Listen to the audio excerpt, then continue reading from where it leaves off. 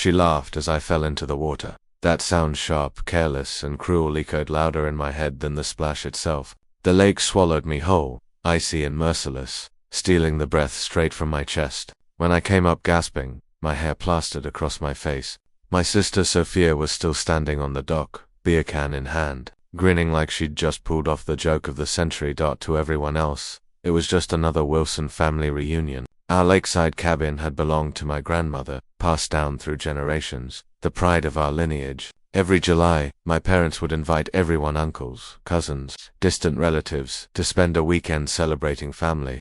The air smelled of pine needles and grilled meat. Kids ran barefoot through the grass. People clinked beer bottles and laughed like we were the picture of happiness. To me, it was theater, a yearly performance where each of us had a role to play. My parents, Helena and Martin, played the proud hosts, showing off their perfect family. Sofia, my older sister, played the beloved star, and me, I was the reliable one, the background character who made sure the lights stayed on while everyone else soaked in the applause. Sofia was 25, charming in that reckless, magnetic way that made people forgive her for everything. She could crash a car, cry a little, and somehow end up with everyone comforting her. She was golden athletic, funny, effortlessly likable. People loved to say we were opposites. She was sunlight, I was shadowed. She talked, I listened. She took, I gave. That afternoon, as she told stories to our cousins, half true, half embellished, she noticed me walking by to grab a soda from the cooler. "Hey little sis," she slurred, her smile curling into something meaner. Still hoarding grandma's money? I ignored her. It wasn't the first time she'd brought it up, and it wouldn't be the last. My grandmother's inheritance had been the silent rift in our family ever since the will was read 2 years ago. "Don't be so uptight," Sofia said, stepping into my path. "You know, you could loosen up a bit." And then she shoved me. It wasn't playful. It wasn't gentle. It was deliberate. The world tilted, and I was falling. The shock of the cold water hit harder than any insult ever had. For a split second, my lungs forgot how to work. When I broke the surface, coughing and sputtering, I could hear her laughing. Not nervous laughter, not regret, real, full laughter. My parents were standing on the porch, drinks in hand, watching, smiling. They didn't move. They didn't shout. They didn't help. I dragged myself out, clothes clinging to my body, skin stinging from the cold. Sofia called out between giggles, "Oh, come on, Clara. Don't be so dramatic." But I wasn't being dramatic. I was realizing something. Later that night, the house was filled with the soft hum of conversation and the clatter of dishes. I sat on the porch alone, wrapped in a towel that smelled of mildew, staring at the dark lake that reflected the cabin lights. My hair was still wet, and every breath hurt. I thought about every other time I'd been pushed not into a lake, but into compliance. When I was 16, I worked after school for months to buy my first car, a beat-up old sedan, but it was mine. A week later, Sofia borrowed it and wrapped it around a telephone pole. My mother took me aside, her voice soft, pleading. "She made a mistake. Clara, be a good sister. You can use grandma's savings to cover it." So I did.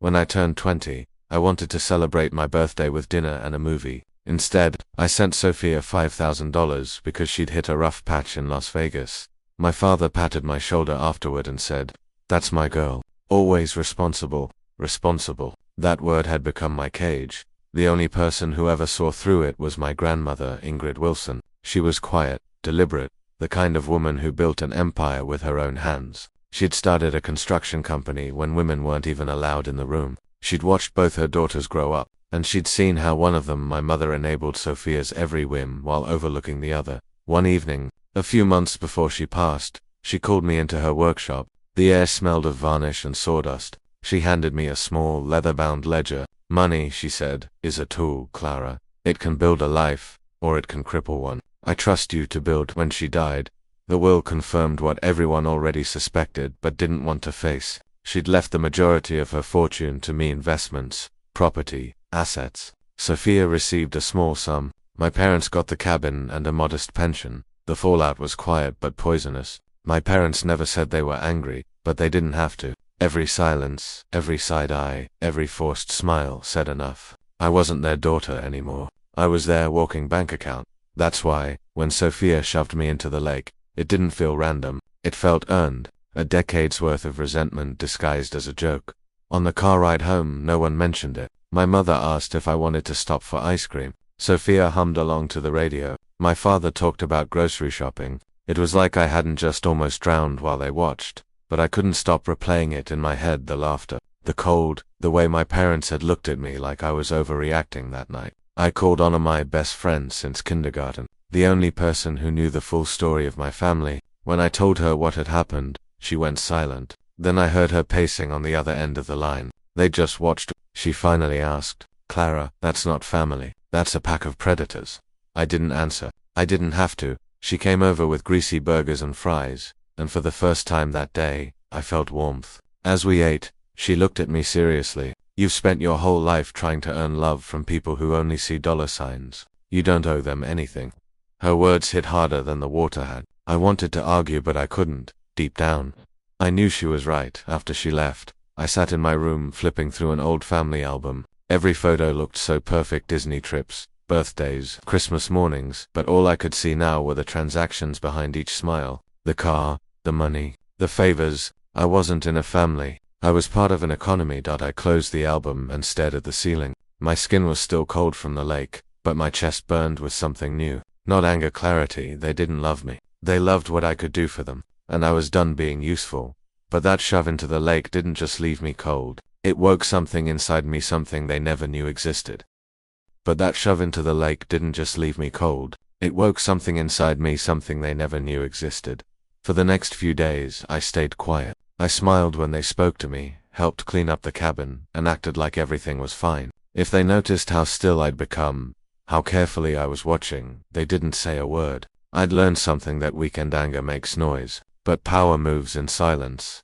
2 nights later, I was walking downstairs for a glass of water when I heard my mother's voice drift from the living room. Her tone was low and sharp. "She's barely spoken since the reunion," my mum said. "This whole silent treatment thing is getting ridiculous. She'll get over it," my dad replied, his voice casual, the rustle of his newspaper in the background. My mum sighed. "She better. Sofia needs that down payment for her MBA by the end of the month, $55,000. My hand froze on the banister. There was a pause. Then my father murmured, "We can't just take it, Helena. She's not a child." That's when my mother's voice dropped into a whisper that made my blood run cold. "I talked to Elise," she said, "my aunt. Her husband's construction company is in a temporary cash crisis. What if we told Clara the business was in trouble, that we needed her to co-sign a loan to save it?" I could almost hear the smile in her voice. "She'd never go for that," my father said. "She would," my mother insisted. "If we frame it right, make it about family, about responsibility. We get the loan, give Sofia the money, and figure the rest out later. It's the right thing to do." I stood there in the dark, my heart pounding so loud I thought they'd hear it. They weren't just taking advantage of me anymore, they were plotting against me. A fake loan, fraud, using my name, my credit, my life. I crept back upstairs, shut my door, and leaned against it. My hands were trembling, but my mind was clear. They thought I was naive, emotional, easy to manipulate. But for the first time, I saw them exactly as they were: predators wearing smiles. The next morning, I called Lucas, my boyfriend of almost a year. He was logical, steady, the kind of person I thought I could trust. We met at a cafe near his office. I told him everything: the lake, the inheritance, the conversation I'd overheard. When I finished, I expected him to be furious for me. I wanted him to say, "You can't stay there. That's insane." Instead, he stirred his coffee slowly, avoiding my eyes. "Well, maybe they're just desperate, Clara. It's family, you know. Maybe signing wouldn't be such a big deal." I blinked at him. "Lucas, they're planning to commit fraud in my name." He shrugged slightly, still not looking at me. "It's just a signature. You don't want to be the one who breaks up your family over money."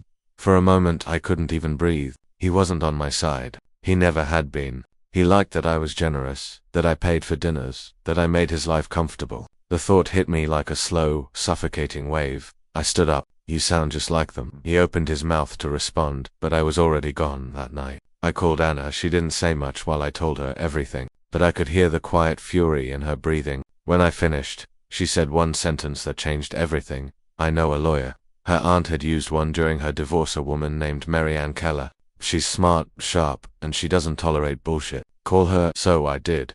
Marianne's office was sleek, modern, and cold in the kind of way that said, "You're safe here." She listened as I told my story from the beginning: every lie, every manipulation, the conversation I'd overheard. She didn't interrupt once, just took notes, her pen moving steadily across the page. When I finally stopped talking, my throat dry and my chest aching, she set her pen down and looked at me. Her eyes were calm but piercing. "Clara," she said evenly, "let's make one thing clear. The assets your grandmother left you are legally and solely yours. You have zero obligation to support your sister or your parents. What they're planning if you sign that loan isn't just unethical, it's criminal." The word criminal rang in my head like a bell. "If you co-sign under false pretenses," she continued, "you'd be legally responsible for that debt. They could destroy your credit, your future, and they know that." I sat there in silence as her words sank in. For the first time, I realized that my family hadn't just been emotionally manipulative, they were dangerous. "What do I do?" I asked quietly. "You protect yourself," she said. "You draw the line they think doesn't exist, and you stop letting them decide what family means." We spent another hour going over options, trusts, asset protection, ways to keep my money legally out of their reach. By the end, something inside me had shifted. The panic that had ruled my life for years began to drain away, replaced by a cold, deliberate focus. When I walked out of her office, the city lights reflected in the glass doors like sparks. For the first time, I wasn't thinking about what they might do to me. I was thinking about what I was going to do next. That evening, I sat on my bed, my laptop open, a blank document glowing in front of me. I thought about all the times I'd been the dependable one, the peacekeeper, the provider. I thought about how they'd smiled while I drowned. I started typing. A plan, simple and precise, began to form. Not revenge, just consequence. They wanted to play with signatures and paperwork. Fine, I'd beat them at their own game. Over the next few days, I became an actress in my own home. I smiled when my mother talked about tight finances. I nodded when my father mentioned how tough times had hit the family business. I even listened to Sofia complain about her MBA tuition and how unfair it was that she didn't have help. Inside, I was documenting everything, every word, every slip, every piece of proof. But transformation was subtle but absolute. The girl they used to manipulate was gone. The new me knew the law, had an ally, and understood the true value of silence. The irony wasn't lost on me, how years of being ignored had trained me to become invisible. And invisibility, I realized, was the perfect disguise. As I sat quietly at dinner that night, my mother's voice floated toward me again. "Clara, sweetheart, you've been so distant lately. Is everything all right?" I smiled. "Everything's fine, Mom," because it was, for the first time in my life, everything was exactly as it should be. I wasn't their puppet anymore. I was the one pulling the strings. And soon, they'd find out what happens when you push the quiet one too far. From that moment, I wasn't a character in their plea. I was the writer, the director, and the one holding the script. From that moment on, I was no longer their puppet. I was the one rewriting the story.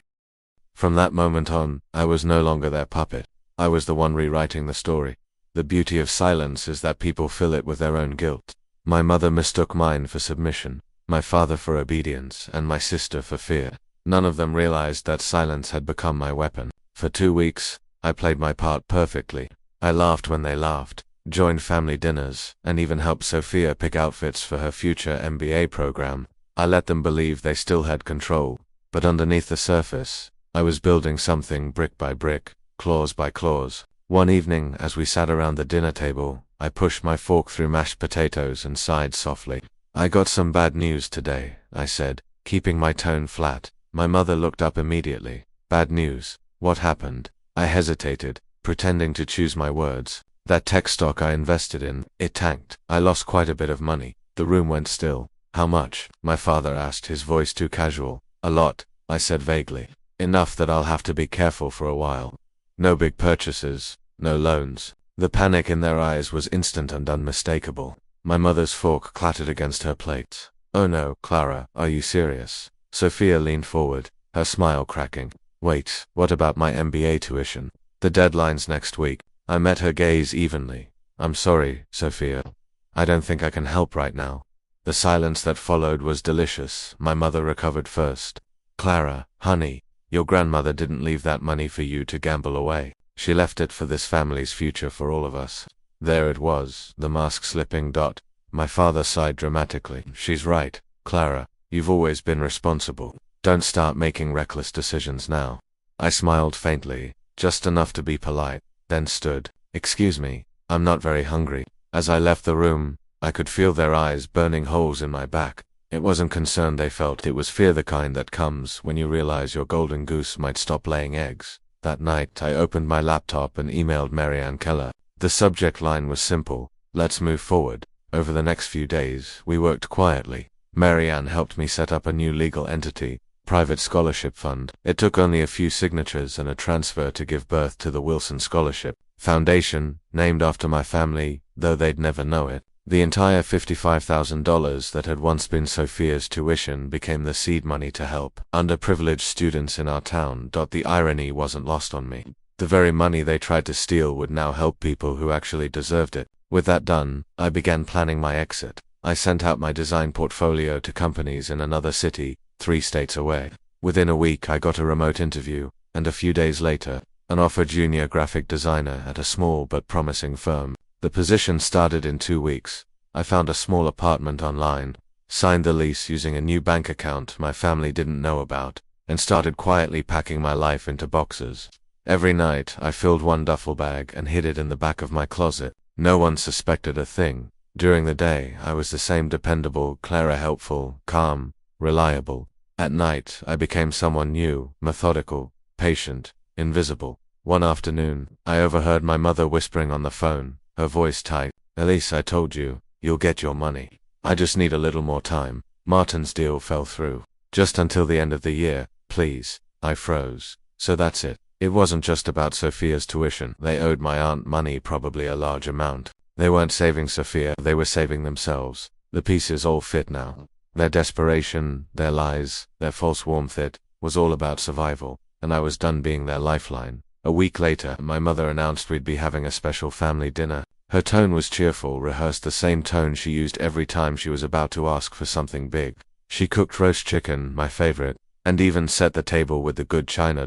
As I walked into the dining room, the atmosphere was thick with tension disguised as warmth. My father sat at the head of the table, Sofia to his right, already smirking like she knew something I didn't. "Clara, honey," my mother began softly, "we need to talk." I sat down, folding my hands neatly on my lap. "Of course, what's going on?" she sighed, lowering her eyes. "Your father and I are in a difficult situation. The business, it's struggling. We might lose everything." My father nodded gravely. "We wouldn't ask if it weren't serious.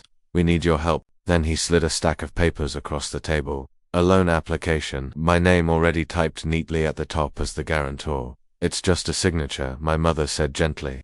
"To help your family," Sofia added. "It's time you stepped up, little sis. Time to take responsibility." For a moment, I said nothing. I studied the papers, the signatures, the desperation in their eyes. I remembered every time they'd laughed at me, dismissed me, called me too sensitive. And then I remembered my grandmother's voice. "Money is a tool. Use it to build." I picked up the pen they'd placed beside the documents. Their faces relaxed, slightly expectant, relieved. Then I set the pen down. "No," my mother blinked. "What?" I looked at her, calm and steady. I said, "No, I won't be signing anything." The silence that followed was the loudest sound I'd ever heard. Sofia slammed her hand on the table. "You can't do this. You're ruining everything." I stood up. "No, Sofia, I'm saving myself." And with that, I turned and walked out. No screaming, no explanations, just the sound of my footsteps fading down the hallway. I went upstairs, grabbed my 2 packed duffel bags, and left. By the time they realized what had happened, I was already on the highway, heading toward my new life. 3 days later, I heard what happened next through Anna. Sofia had marched into the bank, demanding a transfer from my account to pay her tuition. She was certain my refusal was just a tantrum, that the money would still be there. It wasn't. When the banker told her that the account had been closed and the funds legally transferred to a private foundation, Sofia had apparently gone pale. The banker even handed her a formal letter from the Wilson Scholarship Foundation, thanking the Wilson family for their generous donation. A donation in honor of Sofia Wilson, $55,000, to support hardworking students who had overcome hardship. I wasn't there to see it, but I could imagine it: the confusion, the horror, the dawning realization that I hadn't just taken my money back. I'd taken the story, the narrative they thought they owned, and turned it into something permanent. They wanted control. Now they had a scholarship named after their greed, and me. I was already 3 states away, anonymous, free, and finally in control of my own script. But I wasn't gone forever. I was just beginning a new chapter, one where I didn't belong to them anymore. But I hadn't disappeared. I was only beginning a new chapter, one where I no longer belonged to them. But I hadn't disappeared. I was only beginning a new chapter, one where I no longer belonged to them. 6 months later, the world looked different. The mornings didn't feel heavy anymore. My coffee tasted like coffee, not anxiety. My apartment, a small, sunlit place overlooking a park, smelled faintly of paint and fresh laundry. It wasn't much, but it was mine. Every corner, every quiet moment belonged to me. My job at the design firm turned out to be exactly what I needed. My boss cared more about deadlines than drama. My coworkers brought donuts on Fridays, and for once, I didn't have to walk on eggshells around anyone. I worked late because I wanted to, not because I was trying to earn love or forgiveness. Therapy helped too. At first, I sat in silence, unsure how to talk about years of emotional bruises. But slowly, I began to speak about the manipulation, the guilt, the endless expectation that I should fix what others broke. My therapist, a soft-spoken woman named Dana, listened and said something I've never forgotten. Sometimes freedom doesn't come from running away. It comes from choosing not to go back. That line became my mantra. Still, the ghosts of my family lingered. The first week after I left, the phone calls came non-stop. Then the texts. Then the voicemails ranging from guilt-tripping to pure venom. Mom, we need to talk. You're misunderstanding everything, Dad. This is about family. Be reasonable, Sofia. You're jealous. Admit it. I blocked their numbers. 2 weeks later, they escalated.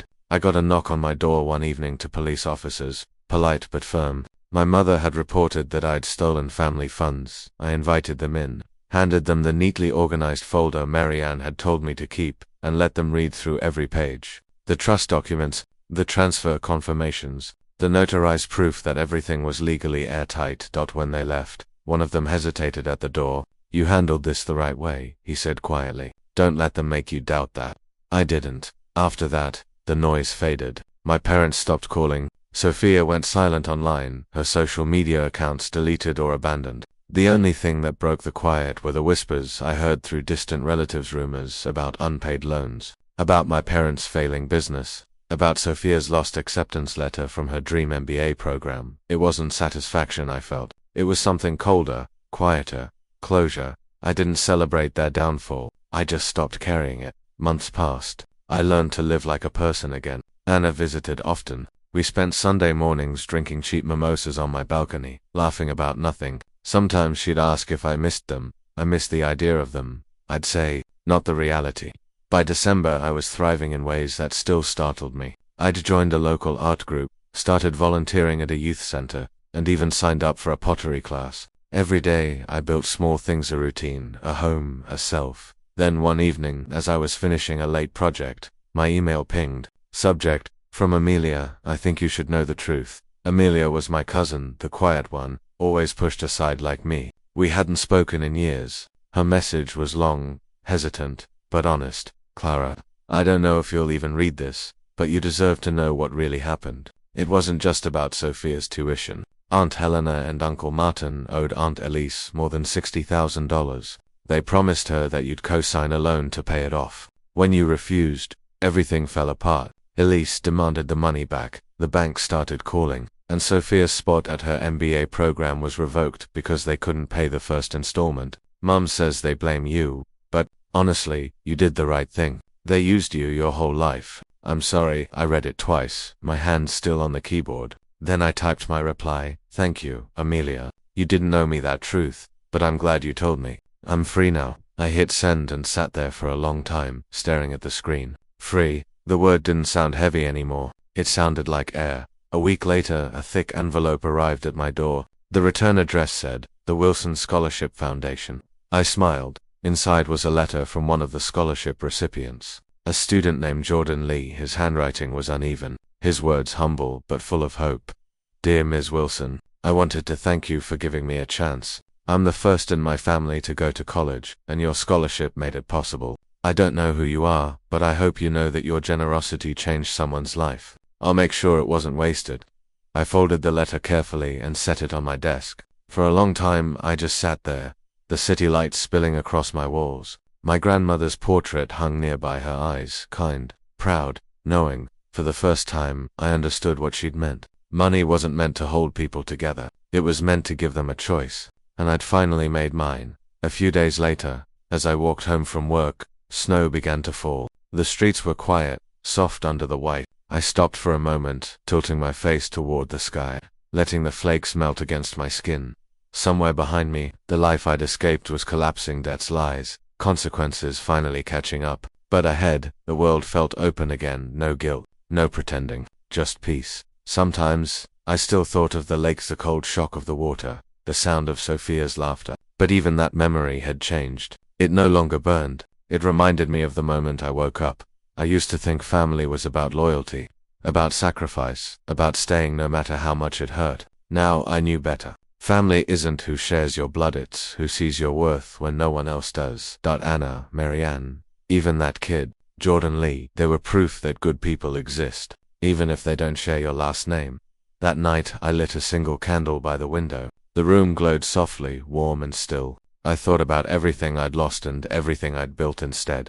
Then I whispered, mostly to myself. I used to think I had to burn to keep them warm. Now I know I can shine without anyone stealing my light. And for the first time in years, I believed it. Thank you for staying with Clara's story until the very end. If her journey meant something to you, if you've ever had to walk away from people who took more than they gave, remember this: leaving isn't weakness, it's self-respect. Stories like this aren't just fiction. They're reflections of what too many people live through in silence. And sometimes, hearing one voice break that silence helps others find their own. If you want more stories like this about quiet revenge, emotional healing, and the strength it takes to start over, don't forget to like, subscribe, and share this video. That it helps the channel grow. But more importantly, it helps stories like Clara's reach someone who might need to hear it tonight. Thank you for watching. Take care of your peace, and keep your light.